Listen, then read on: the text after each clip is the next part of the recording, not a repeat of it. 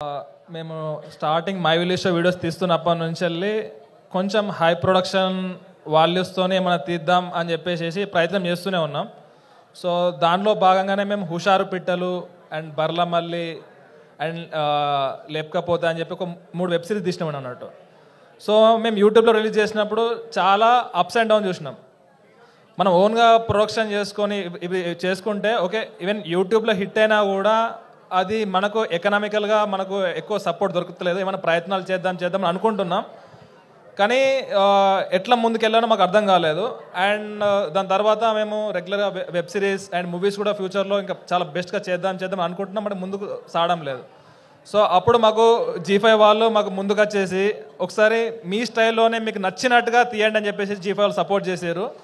So G5 వాళ్ళు support చేసిన తర్వాత దానికి ఎక్స్టెన్షన్గా మధుర శ్రీధర్ మెయిన్గా ప్రొడ్యూసర్గా ఉండేసి అయితే దీన్ని ఎగ్జిక్యూట్ చేయడం జరిగింది.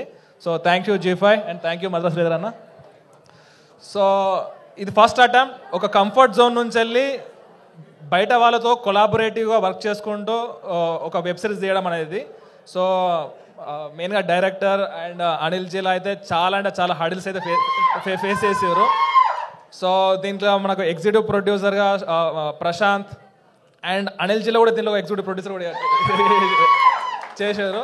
సో చాలా అయితే చాలా కష్టపడ్డారు. సో రెగ్యులర్గా డైరెక్షన్ చేయడం, రెగ్యులర్గా ప్రొడక్షన్ చూసుకోవడం మాకు కొంచెం అలవాటే ఉంది. కాకపోతే బయటకు వెళ్ళి మ్యూజిక్ చేయించడం కానీ, బయటకు వెళ్ళి సాంగ్స్ చేయించడం కానీ, బయటకు వెళ్ళి ప్రొడక్షన్ సపోర్ట్ తీసుకోవడం కానీ ఇది ఫస్ట్ టైం.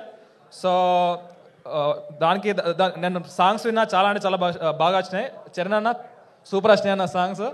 సో అది మీరు ముందు చూస్తారు. సో ఫస్ట్ టైం ఒక బయట ఒక OTT ప్లాట్ఫామ్తో వర్క్ చేసి మ్యూజిక్ చేయించడం. సో అందరూ చాలా అంటే చాలా సపోర్ట్ చేశారు.